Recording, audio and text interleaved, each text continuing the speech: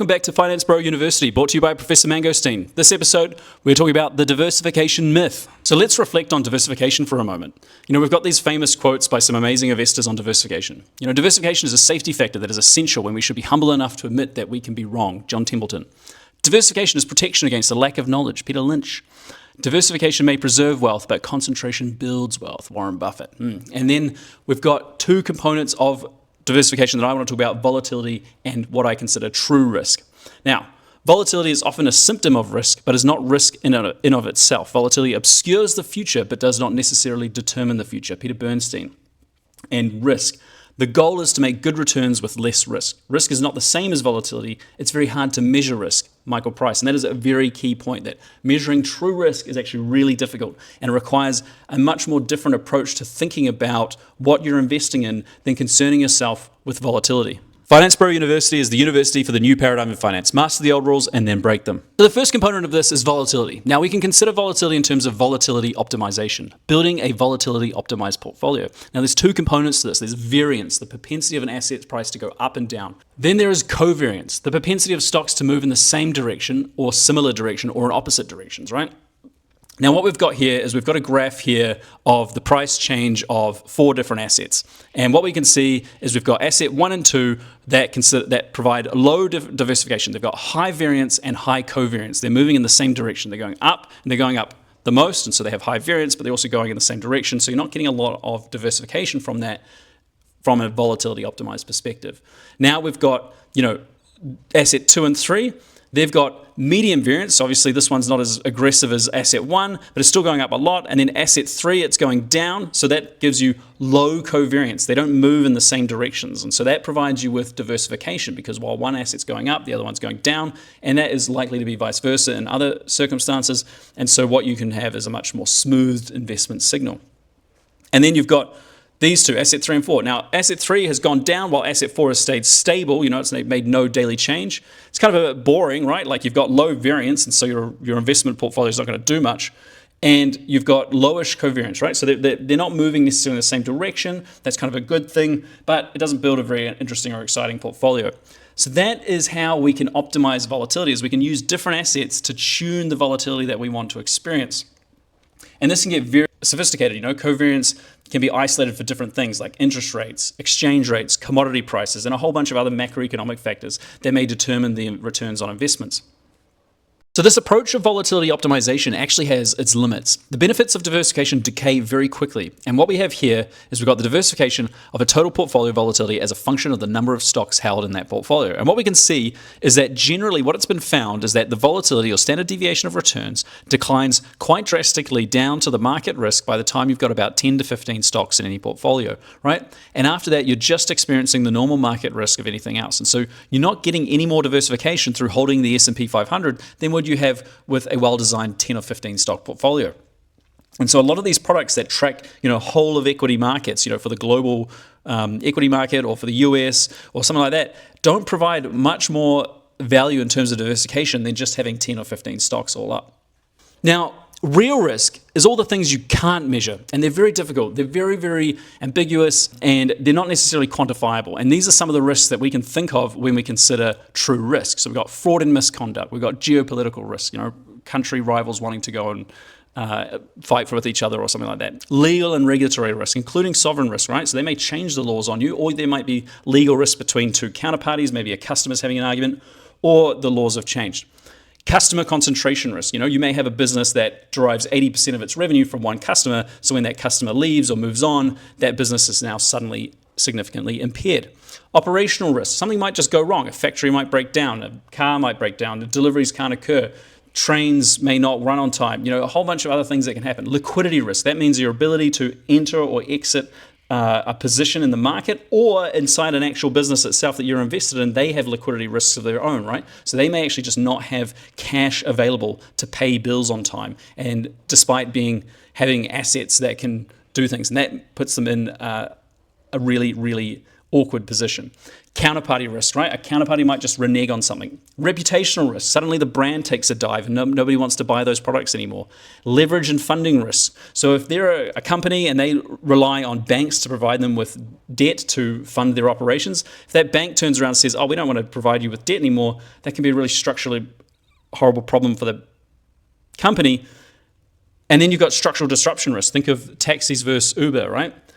Execution risk. You might just have people that are doing things and something might just go wrong, or maybe you've got the wrong people to do it. You don't know. And then you've got the behavioral risk. This is your behavior, right? Like if something goes wrong and then you suddenly click the sell button when everything's crashing and going down and you find yourself wearing massive losses or realizing massive losses when that may not necessarily be the right decision to make, you add risk yourself. And that's why I've highlighted this one in red. So there's lots and lots of different risks and they're really, really important and they're hard to quantify.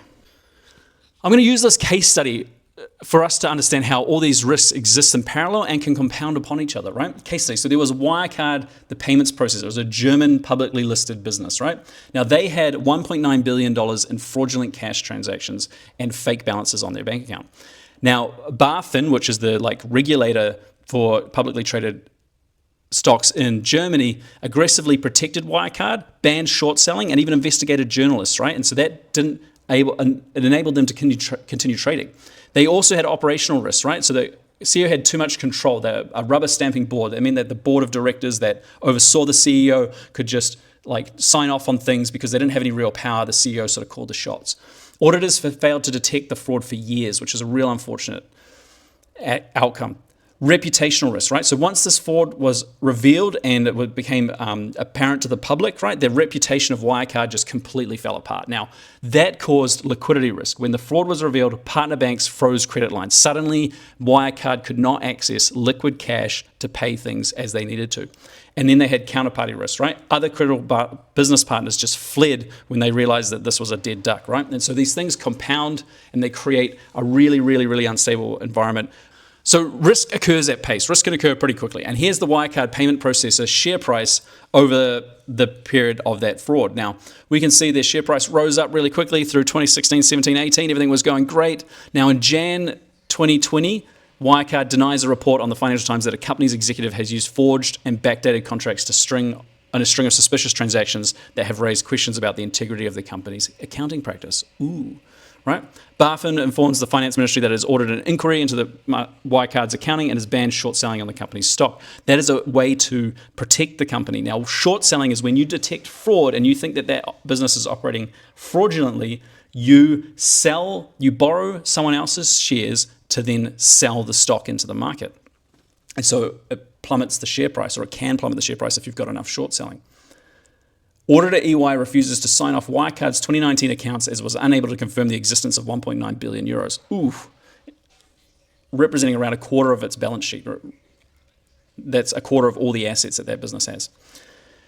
June 19th, Wirecard CEO Marcus Braun quits as firms search for missing cash hits a dead end, and in the Philippines, it scrambles to secure a financial lifeline from its banks, right? So these are the banks go, whoa, we're not giving any more money. June 22, so 3 days later, Wirecard says that the 1.9 million euros it's booked in its accounting books likely never existed, and then bam, share price just crashes, right? And the world is over for Wirecard. Now, they only lost a quarter of its balance sheet, so arguably they may have actually still been able to operate, but the problem is that they had destroyed so much reputational risk that the whole business just fell apart. Now, I don't know if they could have operated or not. I haven't done the investigation, but losing a quarter of your balance sheet can be pretty devastating, but it may not necessarily for some companies be life-ending. So another way to think about risk is to consider a system that is either marginally stable, or unstable. So these are system stabilities versus risk. So if we think about a ball sitting on a plate, and if that ball were to roll off, it would fall off. And if it was sitting in a bowl, it would just sort of swish around until it hit the bottom of the bowl. And if it was sitting on a bowl upside down, as soon as you nudged it either way, it would just collapse, right? And these are analogies for what we can consider risk. Now, most businesses that we would invest in, like stocks on the share market, you would consider marginally stable. They can handle some things going wrong, but if enough things go wrong, they're the ball that will eventually fall off the table, right? Commodities are generally more like stable assets, Higher prices will cause an increase in supply to then meet equilibrium. So if the price goes up, then someone who produces that commodity will introduce more into the market that then pushes it back down, and you'll get this sort of like stable equilibrium price as a product of that market. Now, other things can be just generally unstable, right? You like nudge it away and it just falls off. Now, consumer items are generally sort of an unstable product, right? A good example would be computers or TVs, who have only really gotten cheaper over time. The point of this analogy will grow over time as we explore risk, monetary literacy, and these asset classes in more detail. So factoring all these, we can take a real practical diversification approach, right? We can think about a holistic approach to risk, right? We want to assess risk to yourself in terms of capital, income, health, family, and anxiety, right? There's no point taking on so much risk in a portfolio if you can't sleep at night. If your cortisol levels are elevated, reflect on why and adjust. Cash flow is king, especially in a crisis. And so we're going to keep this lens on whenever we look at investments going forward, because we want cash flow when it matters the most. Asset classes over assets, right? Different asset classes can give probably more diversification than just buying different stocks, right? Diversification tends to break down in crisis, so owning many stocks doesn't necessarily make sense, right? And that's what we talked about before. Like if everything's plummeting, you want to hold as broad a range of things as you possibly can. Invest across asset classes. Assess life effect to understand risk, right? So understand the effect on your life of a risk event. So like if you had a portfolio and that portfolio went to zero, would that change your outcome in life? If yes, then that's a genuine portfolio that you need to monitor and understand risk on. If it was $1,000 and you're like, cool, it was a bet and it went to zero, have you really experienced risk if it doesn't change your life? And so that's where its ability to alter your life is a really good perspective to understand risk, and it can help you to take more intelligent risks, because if you're going to lose something and it's not going to affect your life really materially, and that's when you factor in things like opportunity cost, then it's probably okay to give it a good punt. And remember that you're experiencing opportunity costs all the time. Monitoring costs and practicality, right? So owning so many things that you couldn't possibly monitor all the possible moving parts of them and understand all the risks is really hard, right?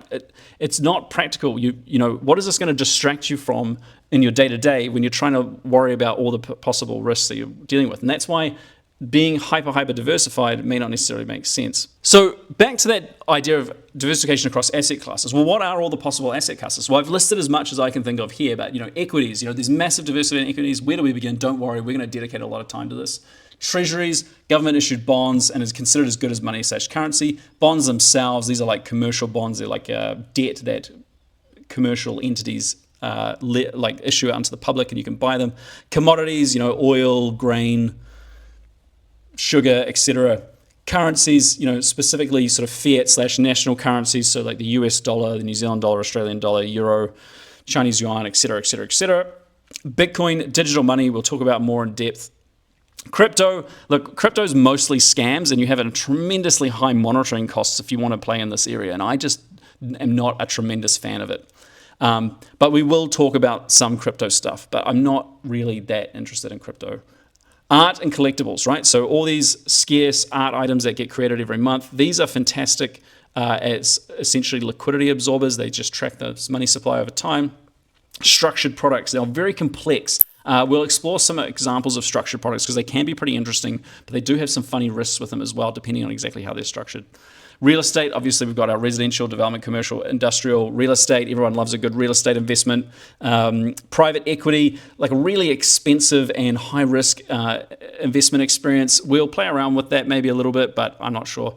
Private debt. Now, private debt is usually associated with financing over-leveraged property developers, and they really like to go bust when things go wrong, right? If you look at all those, we're gonna buy, invest in us, we'll give you 10, 12%. It's all secured by our property holdings, and then when the recession hits, they just absolutely tank and they can't meet their payments, and it's all secured by property that happens to not be worth very much at the time, and it's generally mezzanine debt, which means that you get paid the last of all the debt owners. Something to probably steer or be very careful about owning. And esoteric and emerging assets, right? Like litigation, finance, carbon credits, IP royalties, et cetera, et cetera. So there's a lot of different classes that we can invest our money in, and having exposure to some of these is going to be valuable. So to wrap up on diversification, risk is not volatility. Volatility is the shadow of risk, not risk itself. While optimizing your volatility is helpful, it's highly technical, and it doesn't necessarily minimize risk. Risks are parallel and compound on each other. Most investment assets are marginally stable. That is that they can handle certain things going wrong, but then they eventually collapse and their price goes down. We use the Wirecard example as a bit of an example of that. Simple and concentrated investments can be very powerful. Diversification across asset classes can be very important. And as usual, my normal disclaimer, this channel does not provide financial advice or any advice of any kind. You must do your own research. Any investment or trading decisions you make are your own. This is entertainment only. You are listening to a random Mangosteen on the internet. Hope you've enjoyed this Finance Bro University episode. You can find me on X, YouTube, and my website, mangosteen.global. Thanks again. Like, comment, subscribe. If you've got any feedback, hit me up in the comments. I do read all of them.